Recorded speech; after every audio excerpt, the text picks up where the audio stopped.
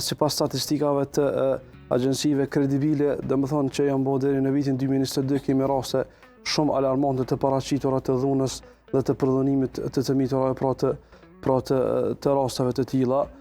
Sigurisht ajo që na duhet të bëjmë në këtë rast është të analizojmë rastin përtej atij rastit të izoluar, pra si fenomen sociologjik, ose si fenomen social. Pra këto kemi të bëjmë me disa faktorë ose me disa rrethana të cilat shkak pasojë e të cilave ka ardhur deri te rasti i tillë apo edhe raste të ngjashme si kjo.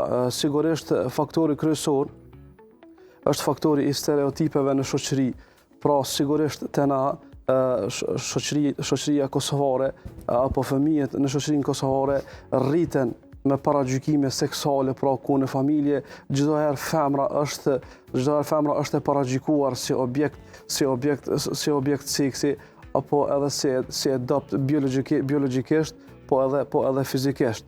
E dyta që na duhet ta diskutojmë, pra është faktori i shoqërisë. Pra sa na jemi aktiv në luftimin e këtyre dukurive negative që ndodhin në shoqëri. Pikë tjetër që duhet ta diskutojmë edhe që duhet të trajtojmë këtë është shkolla, roli i shkollave dhe roli i shkollave në edukimin e brezave të ri, në edukimin seksual. Domethënë roli i edukimit seksual apo landa e edukimit seksual që është diskutuar në disa raste të ndryshme, pra duhet të kihet parasysh të futet nëpër shkolla.